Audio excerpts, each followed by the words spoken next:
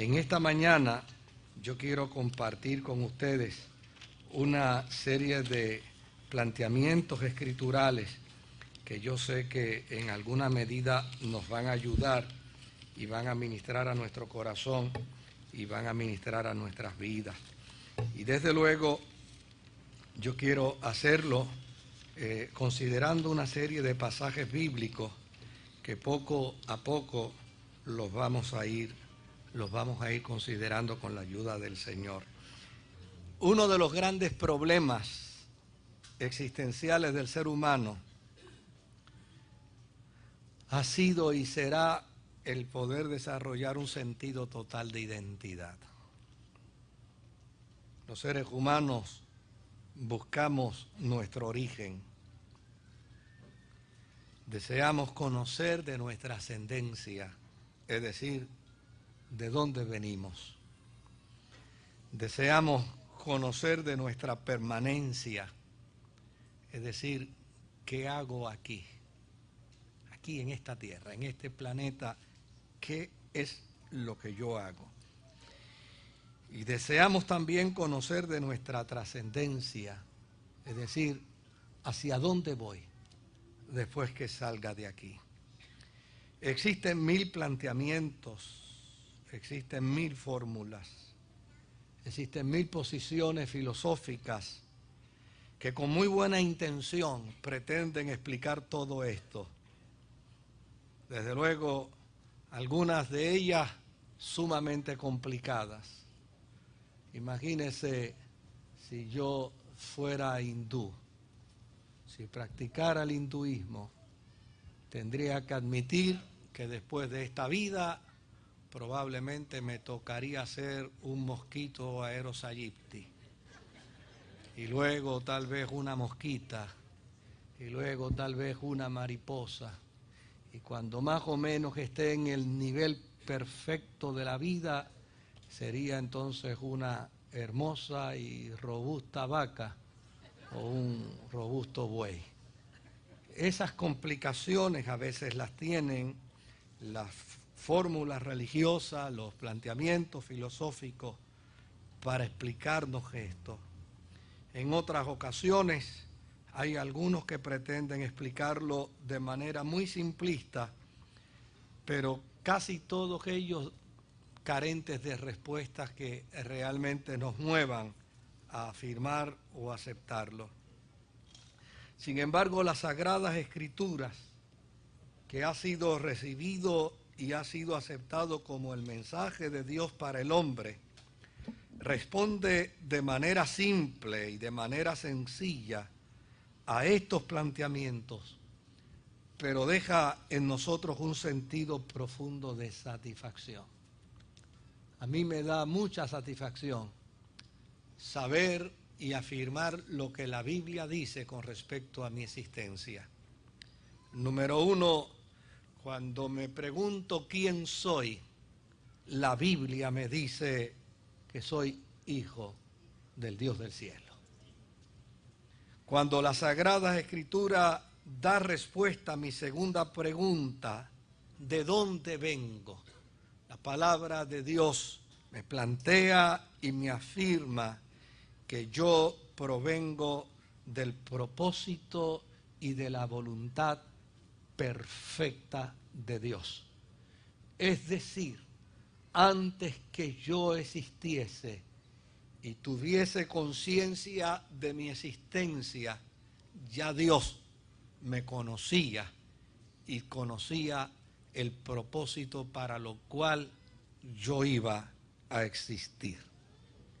Cuando me pregunto qué hago aquí, entiendo por las Sagradas Escrituras que mi presencia y mi permanencia en el peregrinar de la vida sobre la faz de la tierra es para conocer su voluntad, es para conocer su propósito y es para seguir su voluntad y su propósito.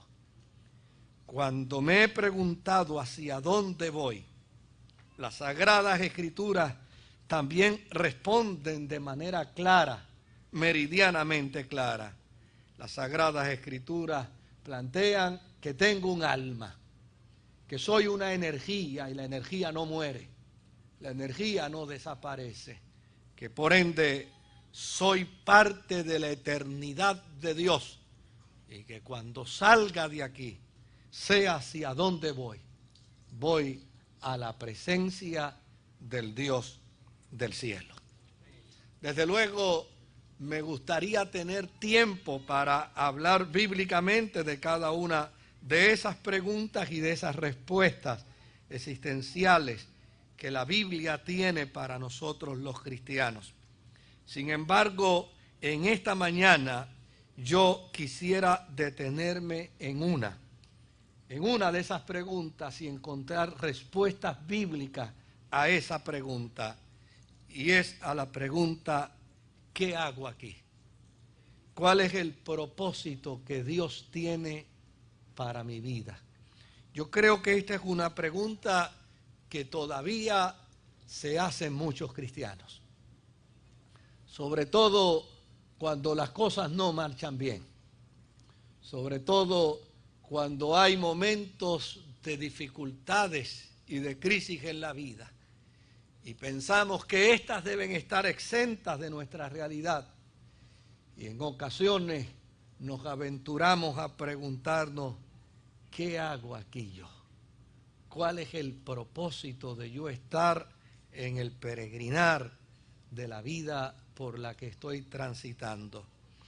Yo quisiera que consideremos brevemente el capítulo 24 de Josué y veamos brevemente el versículo 15 del capítulo 24 y lo dejemos ahí en la pantalla un momentito. Porque llana y sencillamente nosotros debemos tener una clara conciencia de qué es lo que hacemos aquí en el planeta Tierra. Y una de las cosas que debe estar bien clara en nuestra conciencia es que hemos nacido para servir a algo o para servir a alguien. Todos los seres humanos, en alguna medida, tenemos inclinación religiosa y procuramos en alguna forma, en alguna medida, servir a algo o servir a alguien. Hay religiones que invitan a los seres humanos a servir a tantos dioses como la nación misma es. Por ejemplo, nuestros amigos en el hinduismo tienen más de 300 millones de seres humanos y tienen más de 300 millones de dioses.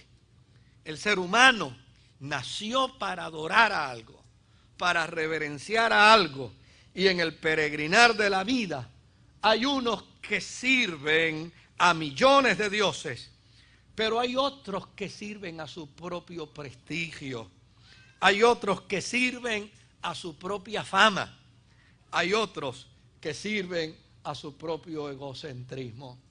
De hecho, a lo largo de estas últimas semanas hemos escuchado en tantos lugares como en el Japón, en lugares como en la China, en lugares como en Inglaterra, en lugares como en Italia, en lugares como en Estados Unidos, en lugares como Puerto Rico, de gente que se ha suicidado, de gente que se ha quitado la vida, porque llana y sencillamente la fama era su Dios, el reconocimiento era su Dios.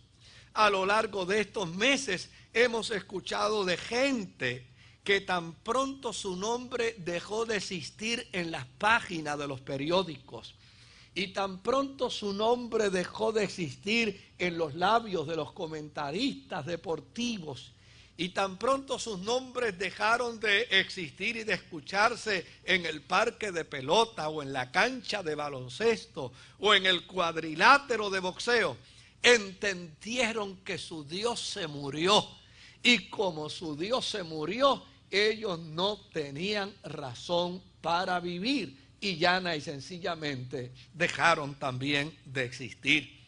Hay otros que tienen el dinero como su propio Dios Y cuando la gente tiene el dinero como su propio Dios, escuchamos lo que hemos escuchado también en los últimos meses, en tantos lugares como pudiéramos mencionar. Gente que como resultado de la debacle económico que estamos viviendo, llana y sencillamente perdieron el Dios de sus pesetas, perdieron el Dios de sus pesitos y llana y sencillamente decidieron dejar de existir. El hombre por naturaleza,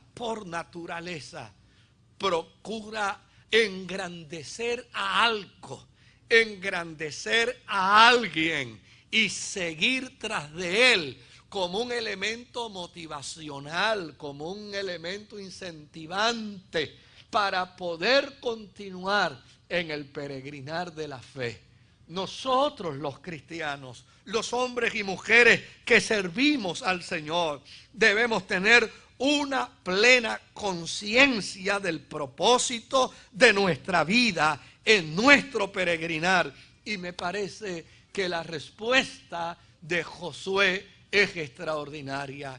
Él dice: si mal os parece servir a Jehová, escogeos hoy a quién servís. Si quieres servir al Dios del dinero, si quieres servir al Dios de la fama, si quieres servir al Dios del prestigio, si quieres servir al Dios de la intelectualidad, escoge hoy a quién vas a servir. Si a los dioses a quienes sirvieron vuestros padres cuando estuvieron al otro lado del río, o a los dioses de los amorreos en cuya tierra habitáis. Pero Josué, consciente de esa gran realidad de para qué nació y para qué transita por la vida, él responde y dice: pero yo y mi casa serviremos a Jehová.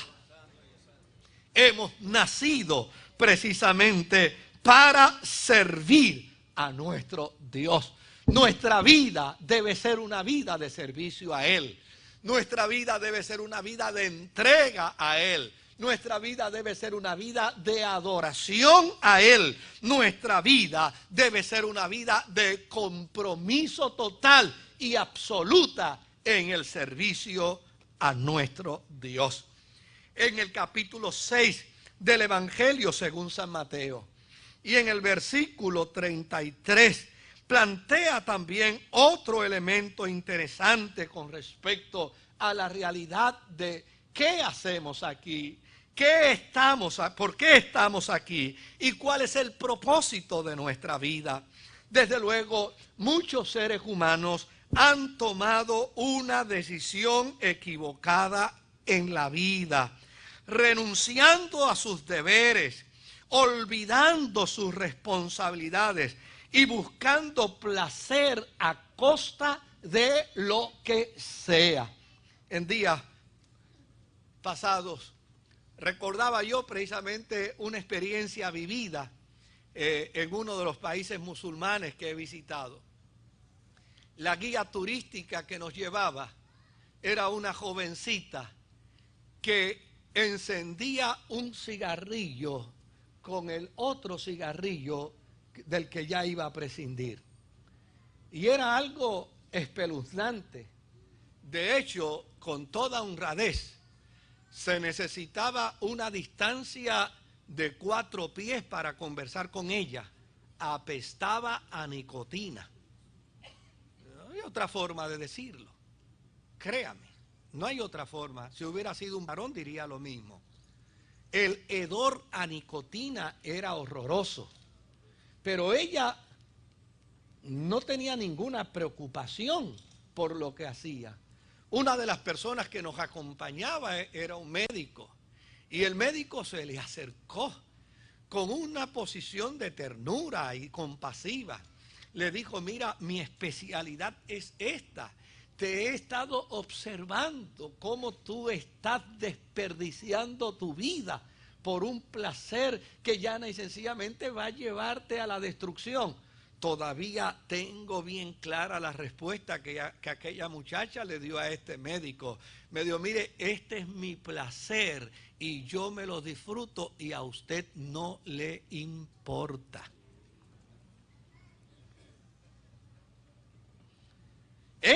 tomado una dirección equivocada en nuestra vida. La gente se anda preguntando, ¿qué hago yo aquí? Pero a fin de cuentas están tomando direcciones equivocadas con respecto a su peregrinar en la vida.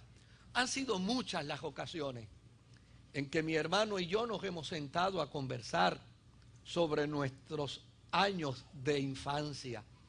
Aquellos años donde jugábamos trompo, donde de las algarrobas hacíamos gallitos de pelea. Aquellos años donde nos íbamos a la cancha a jugar baloncesto, donde íbamos a correr patines, donde hacíamos nuestras propias teresinas. Y nos sentamos a contemplar. Obviamente yo no nací en una urbanización prestigiosa. Tampoco nací en una urbanización de clase media. Ni tampoco nací en una urbanización de aquellas urbanizaciones que se hacían en los barrios de ayuda mutua. No, yo no nací en eso. Yo nací en un complejo de almacenamiento de seres humanos en desgracia. Sí, allí fue donde yo nací. En un lugar donde se almacenaba la gente y políticamente se decía que se estaba ayudando a la pobreza. Era en un caserío.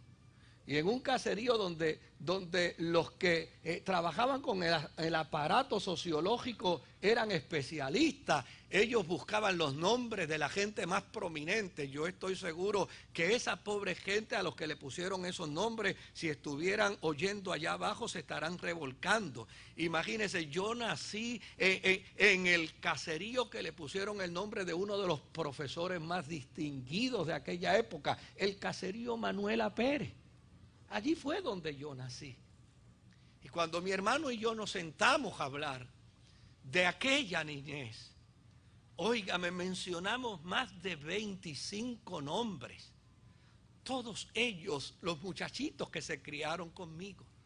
Algunos murieron de sobredosis de droga. Otros murieron llana y sencillamente porque los asesinaron. Otros murieron enfermos del VIH. Otros murieron como consecuencia de otras enfermedades contraídas precisamente por el problema de la drogadicción. Y de todos aquellos 25, 27 muchachos que nos criamos en el barrio jugando al tocopalo, jugando al esconder, de todos ellos quedamos 3. Mi hermano y yo. Y el tercero queda porque estando en la cárcel cumpliendo 40 años de presidio se encontró con Jesucristo, si no también estuviera liquidado. La gente tiene conciencia que está aquí. La gente sabe que está aquí. Pero no saben para qué están aquí. No saben por qué Dios los ha establecido aquí.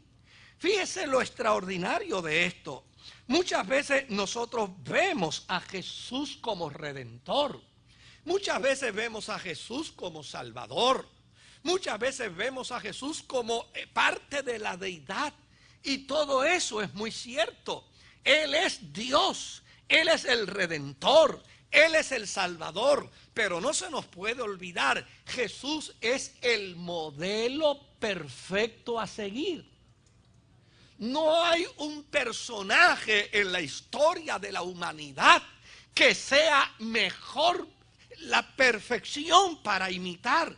Por eso el apóstol San Pablo dice, sean imitadores de mí como yo lo soy de Jesucristo. Jesús es el mejor modelo a seguir. Y fíjate lo que Jesús dijo precisamente cuando se percató que estaba aquí, que peregrinaba aquí, que caminaba en este planeta. Él dijo, buscad primeramente el reino de Dios y su justicia. Y las demás cosas vendrán por añadidura. ¿Qué es lo primero que yo debo tener consciente en mi peregrinar de vida? Si yo estoy aquí y mi deber es servir a Dios y mi responsabilidad es tener una identificación de identidad con mi Padre, lo primero que yo debo hacer no es buscar fama, no es buscar fortuna, no es buscar aquellas cosas que egocéntricamente me satisfagan.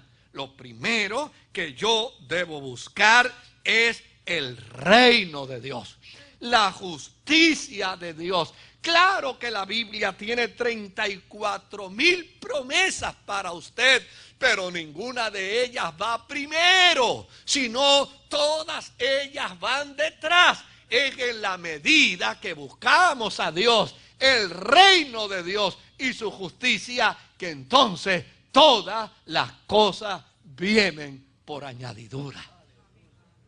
Ayer conversaba yo con una persona y me decía: pastor, yo he tenido mucho éxito en la vida. Claro que he tenido mucho éxito en la vida, pero así como tuve mucho éxito, así boté mucho también de mi éxito. Ahora tengo un éxito completo. Me encontré con Jesucristo.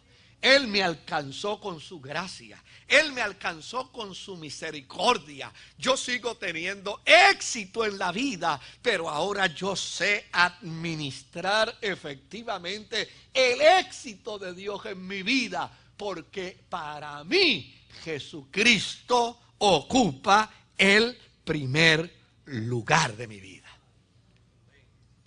Cuando planteamos esa gran pregunta como cristianos, ¿qué hago aquí?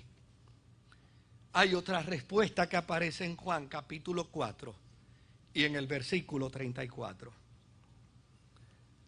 Da la impresión, queridos, escuche bien, da la impresión que nosotros los adultos nos hemos quedado en la etapa infantil de los terribles dos. No sé cuántos de ustedes saben de lo que yo estoy hablando. Yo sé de lo que estoy hablando. Los terribles dos. Yo cuando termino de preparar un sermón, generalmente se lo predico primero a mi esposa. Por lo general, siéntate que te voy a hablar de lo que voy a predicar esta semana. Y yo estaba conversando con mi esposa cuando llegó la tormenta de los terribles dos. Y me dice: Abu, dame leche. Y él, dame leche, y yo estoy hablando con mi esposa. Yo estoy envuelto en lo que yo estoy desarrollando en la predicación. Y volví y me dijo: Abu, dame leche. Y yo seguí conversando con mi esposa y me dijo: a la 1, a las 2. Le dije a mi esposa: déjame parar, que estaba a buscar la correa y a las 3 me va a pegar un correazo. Ahora, ¿sabe algo? A veces nosotros los adultos tenemos y sufrimos los terribles dos a los 50. Son los terribles dos multiplicados por mucho. Y a veces tenemos y sufrimos los terribles dos a los 60. Y a los 70 también. Y a los 80. Y a los 90. ¿Sí? A veces no hemos salido de nuestros terribles dos. ¿Qué es lo que identifica a una criaturita de 2 años con los terribles dos? ¿Sabe lo que lo identifica? El que quiere hacer su voluntad. Eso es lo que identifica a un niño para decir: está en los terribles dos. Que usted lo quiere sentar en el car seat. ¿Y qué quiere él? No. Que usted dice: te voy a dar leche. Y dice: no, jugo. Que usted dice: te voy a poner este trajecito. No. Vamos a bañarte. No.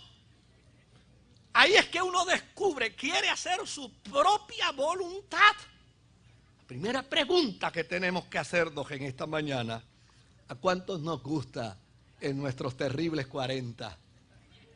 En nuestros terribles 20, en nuestros terribles 50, quienes lo tengan, ¿verdad? En nuestros terribles 60, ¿ah? En nuestros terribles 70, a quienes todavía hoy nos gusta hacer nuestra propia voluntad. Fíjese qué interesante. ¿Para qué estoy aquí? ¿Para hacer mi voluntad? ¿Para hacer lo que yo quiero? ¿No has chocado todavía con la pared que te dice que cada vez que haces tu voluntad, ¿qué te pasa? Te estrellas. nuestra conducta egocéntrica, nuestra conducta egolátrica, la imponemos por encima de quien sea, sin habernos percatado todavía de lo que dijo Jesús. Jesús dijo, mi comida es que haga la voluntad ¿de quién? Del que me envió y acabe su obra.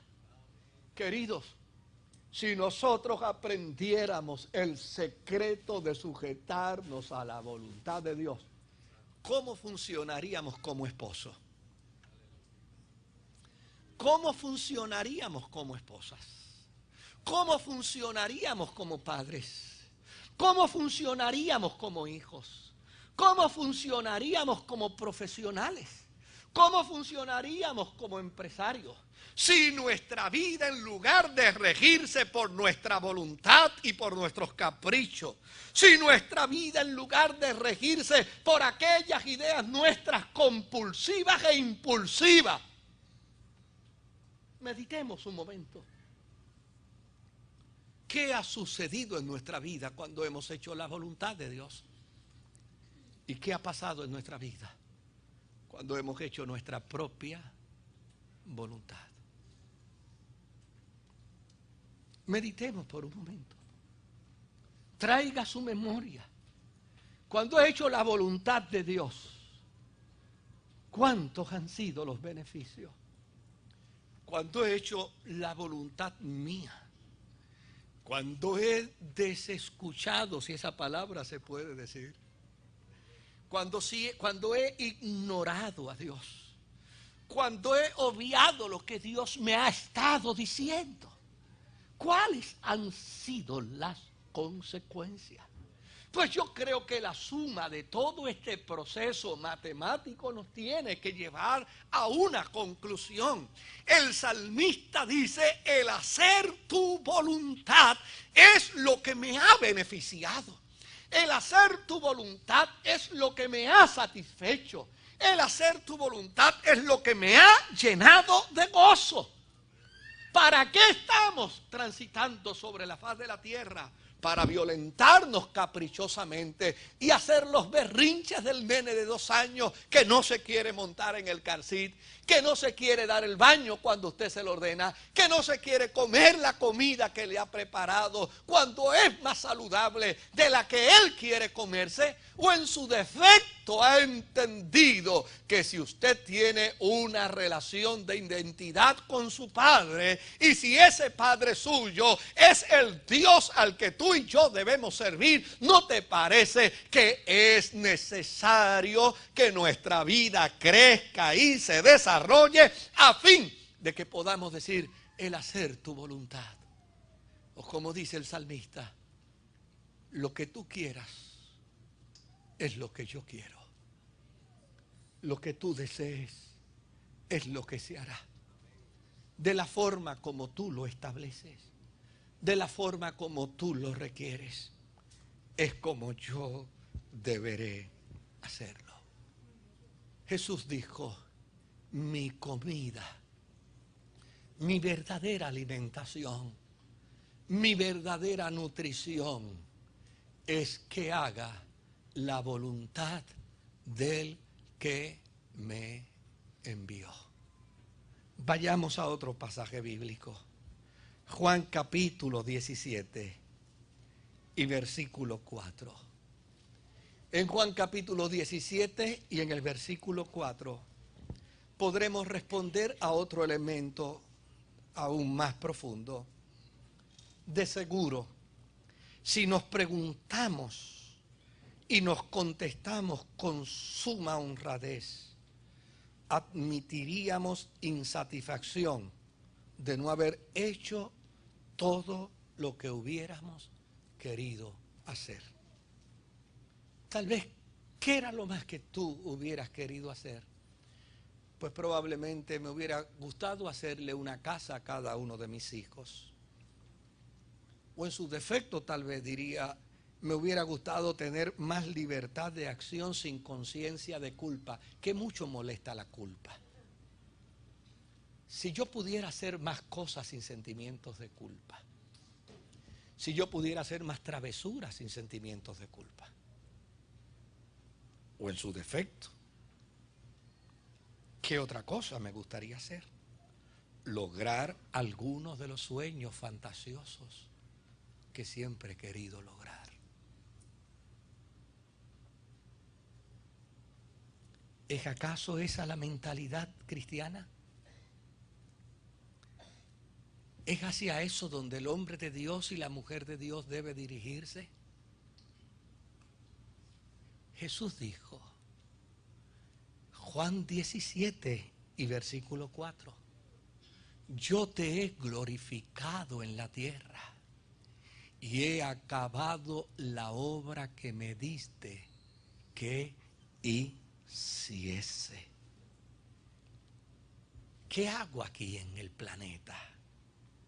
¿Cuál debe ser mi prioridad de vida? ¿Adquirir más para tener más? ¿Tener más libertad de acción sin que la conciencia me culpe? ¿Lograr algunos de mis sueños fantasiosos y hacer de mis fantasías una realidad? ¿O en su defecto debo entender que Dios me ha puesto sobre la faz de la tierra para glorificarle a Él? Y una vez que entienda el propósito de Él en mi vida, como Él mismo dice, acabar la obra que tú me diste a realizar. ¿Cuál debe ser mi meta? ¿Cuál debe ser mi objetivo en el proceso de la vida? Que todos mis actos glorifiquen a Dios. Que todos mis actos enorgullezcan a Dios. Que todos mis actos llenen de satisfacción el cielo. Que yo pueda entender, sí, que tengo unos roles que desempeñar en mi vida, que tengo el rol profesional, que tengo el rol ministerial, que tengo el rol de esposo, de esposa, de padre, de madre, de hijo, de hija, que tengo muchos roles a los cuales tengo que enfrentarme a ellos cotidianamente, pero a fin de cuentas, todos y cada uno de los roles que yo desempeño tienen un solo propósito en mi vida: que yo pueda glorificar al Dios del cielo con ellos y yo acabe con satisfacción la obra que Dios ha puesto en mis manos. En lugar de quejarme por la cantidad de muchachos que tengo,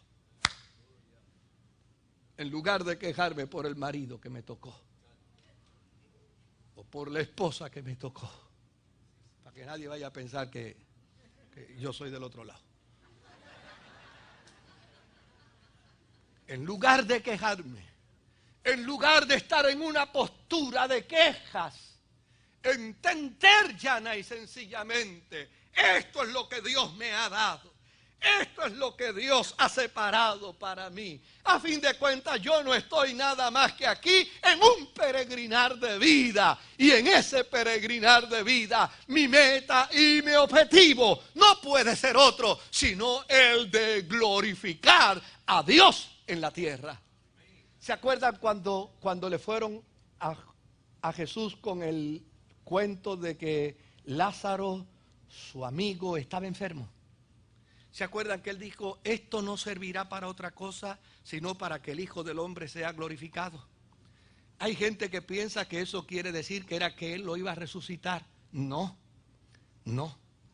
Es que esa fue la última vez que Jesús entró a Jerusalén. Y eso lo que quiere decir es que Jesús dijo, esto servirá para cuando yo llegue, empiecen los problemas para mi crucifixión. Pero mis problemas de crucifixión no serán dolor para mi vida, sino será para acabar la obra que Dios puso en mis manos.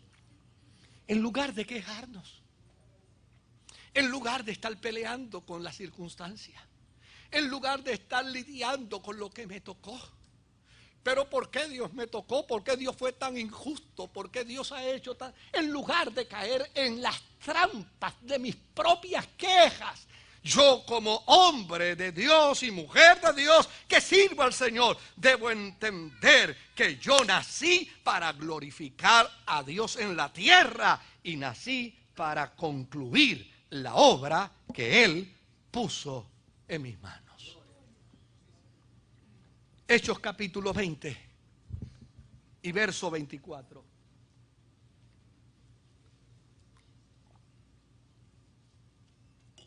No sé si alguna vez a usted le hicieron esta pregunta en la universidad, pero vamos a ver si hoy la puede contestar. ¿Qué quisiera se dijera de ti cuando tú mueras en tu lápida?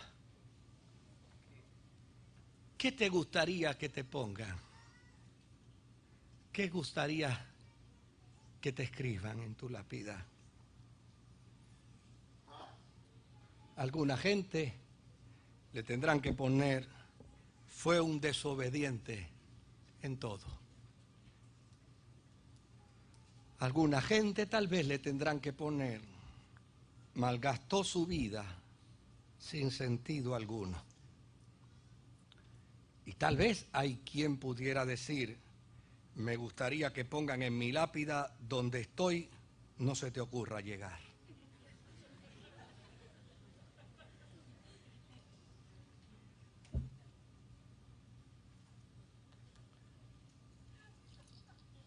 Pero una conciencia clara de nuestro peregrinar, ¿qué hago aquí?, te llevará a descubrir que Dios te hizo para que en ti se cumpla lo que dice la Escritura.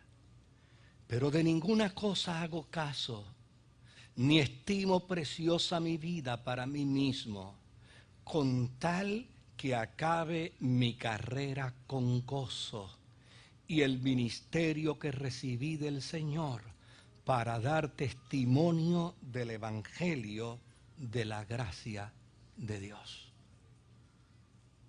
Cuando yo muera,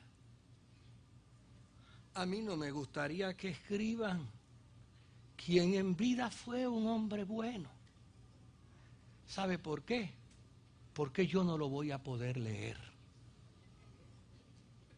Porque todavía no se sabe de nadie que de abajo para arriba lea. ¿Sabe lo que me gustaría que se escriba? Que acabé mi carrera con gozo.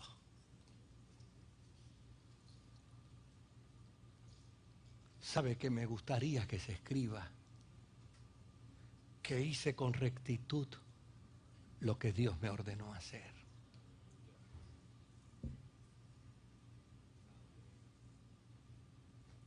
Hay propósitos en la vida.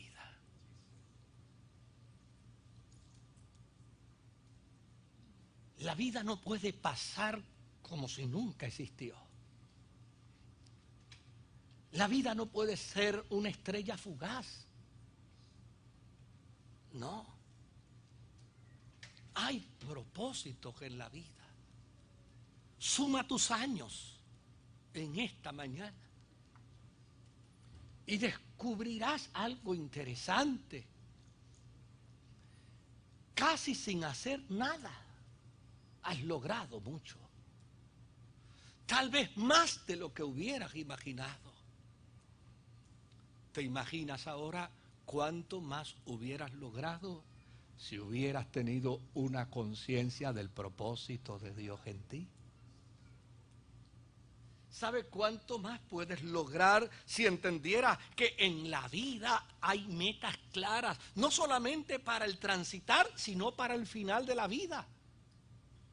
El final de la vida para ti, para mí, tiene que ser un final donde en la conclusión de ella se pueda decir: acabó su carrera con gozo.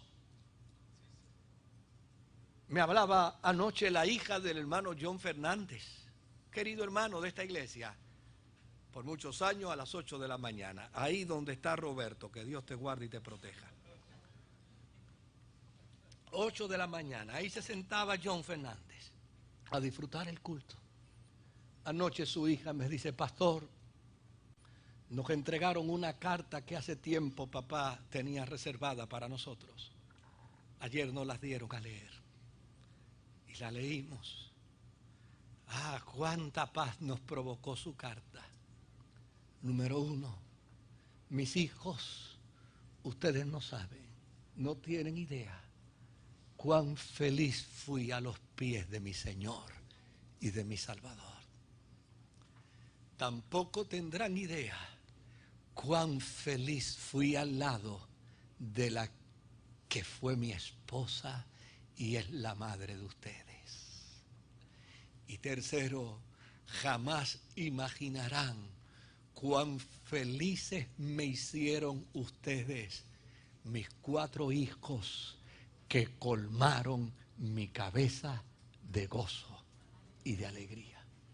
La vida es para vivirla en gozo. Aquí dice el apóstol: yo quiero acabar mi carrera con gozo.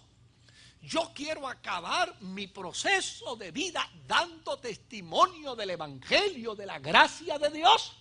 Yo no quiero acabar peleándome conmigo mismo. Yo no quiero acabar con una postura quijotesca, peleándome con los molinos. Yo no quiero acabar la vida en un proceso de insatisfacción por mi peregrinar. Yo quiero, dice Pablo, acabar mi vida con gozo. Y esto no se da en un accidente. Esto se da en un proceso de planificación en Dios. Porque hay gente que se ha convertido al cristianismo y nunca han experimentado una gozadita en la vida. Ni por equivocación. Nunca han vivido una experiencia de gozo. Porque esto requiere de un estado de conciencia. Yo quiero concluir. Filipenses capítulo 3. Y en Filipenses capítulo 3, yo quiero que usted vaya conmigo al versículo 13. Y vamos a leer de ahí algunos versos. Unos versos interesantísimos por demás. Filipenses capítulo 3, verso 13 al verso 21. Mire lo que dice el apóstol San Pablo aquí. Hermanos, yo mismo no pretendo haberlo ya alcanzado, pero una cosa hago, olvidando ciertamente lo que queda, ¿dónde? Lo que queda atrás, y extendiéndome ¿hacia dónde? Hacia lo que está delante.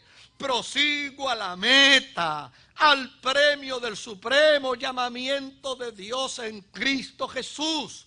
Así que todos los que somos perfectos, esto mismo sintamos, y si otra cosa sentís, esto también os lo revelará Dios.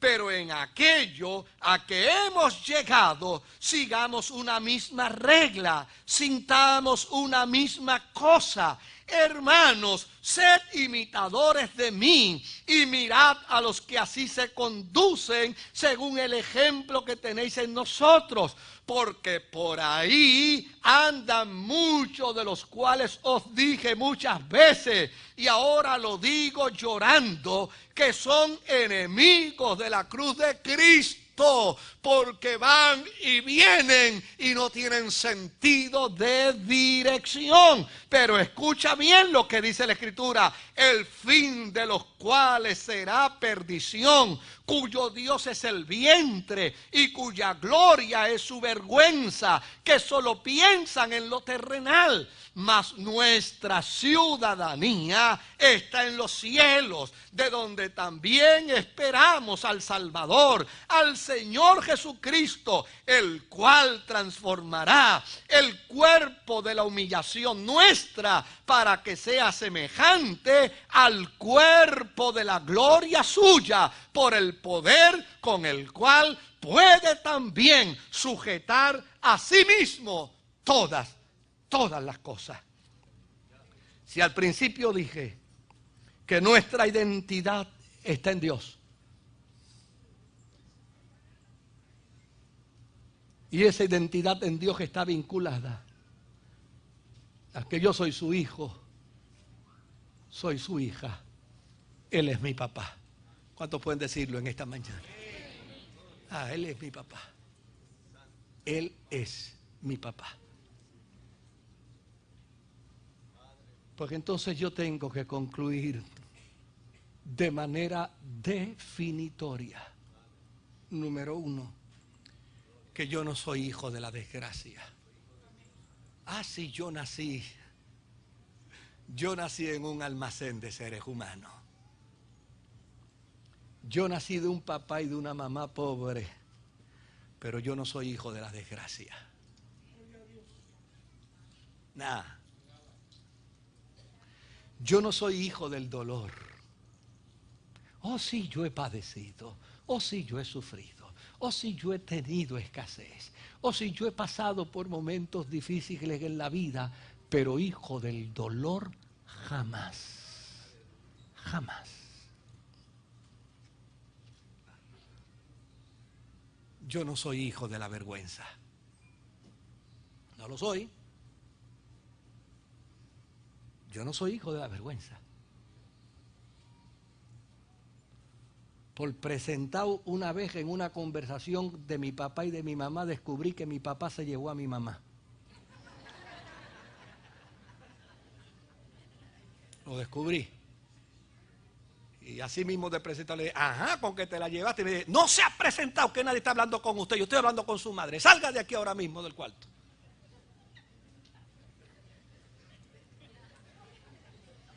Lo descubrí.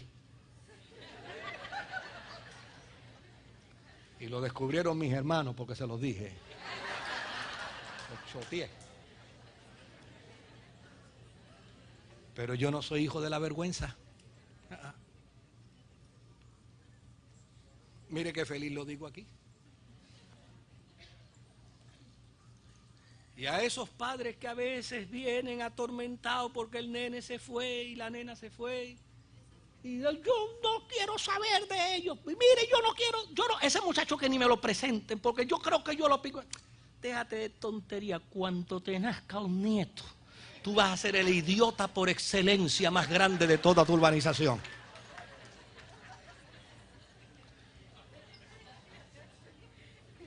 Ese es el primer día cuando nos vamos y dicen, no quédense aquí para que descansen. Y no quería saber de él. Yo quisiera estar en ese momento allí para decirte. No, yo no soy hijo de la vergüenza. No. Yo tengo clara mi identidad. Mis circunstancias no son mi matriz. Mi matriz fue la gracia de Dios. Mi matriz fue el amor de Dios. Mi matriz fue la misericordia de Dios. Yo vine a la vida gracias a la misericordia, al cuidado providencial y a la gracia del Dios eterno. Por lo tanto, Pablo te desafía en esta mañana. Tú tienes identidad, tú sabes quién eres, tú sabes qué haces aquí, tú sabes hacia dónde vas, tú conoces el propósito para lo cual Dios te ha creado. ¿Cuál ha sido el problema? Que esa experiencia tú la tienes que grabar en tu mente y en tu corazón de manera marcada. Oiga, me gustó algo que me dijo un joven. Claro que esta es la edad de los tatuajes, esta es la era de los tatuajes. Y este muchacho esta mañana me dijo, pastor, cuando yo me convertí al Señor aquí en la iglesia, usted dijo algo que para mí fue como un tatuaje al corazón. Le dije, mira para allá ahora cómo cambia el lenguaje. Eso está ahí, tatuado en el corazón, no hay nadie que me lo borre. Y fue cuando usted dijo que usted era capaz de montarse en una guagua de la ama para predicar a Jesucristo. Y créame que lo he intentado hacer, pero me monto en la guagua y veo tanta gente y digo, otro día lo hago. No te preocupes, si quieres algún día me invita y yo me monto contigo y lo hacemos entre los dos. Sin ningún problema. Pero escúchame bien. Aquí Pablo dice 5 cosas que son fundamentales. Oh, a mí me gustaría tener la gracia de esta gente que hizo la mímica hoy. Me encantaría. Qué cosa hermosa. Yo quisiera poderlo hacer, pero yo no tengo esa gracia. Pero fíjate lo que dice Pablo. Número 1, olvido lo que quedó atrás. Te lo repito, olvido lo que quedó atrás. Si todavía tú estás recordando tu pasado, si todavía se te queman las habichuelas por estar pensando en lo que te pasó, si todavía te vas del planeta pensando lo que pudiste haber hecho y no hiciste, lo que pudiste haber logrado y no lograste, si estás todavía conectado a lo que quedó atrás, tú has vivido la vida sin saber que es vida. Tú has vivido la vida sin disfrutarla. Por lo tanto, hoy dice el apóstol San Pablo que la primera determinación que tienes que hacer antes de salir del templo es olvidar lo que se quedó atrás. En mis tiempos de iglesia de Dios pentecostal se paraban aquellos hermanos y cantaban: adiós mundo ingrato, adiós para siempre. ¿Se acuerdan? No quiero en tu... Olvida lo que se quedó atrás. Pastor, es que usted no sabe lo que yo hice. No me importa, ni a Dios tampoco. Lo echó en lo profundo de la mar para no acordarse más de él. Pastor, pero fue que yo fui a una clínica de aborto. A Dios no le importa a qué clínica tú fuiste. Olvida lo que se quedó atrás. ¿Y qué dice el apóstol San Pablo? Lo próximo que tienes que hacer es extenderte a lo que va hacia dónde. Caminando en reversa no llegas a ningún lugar.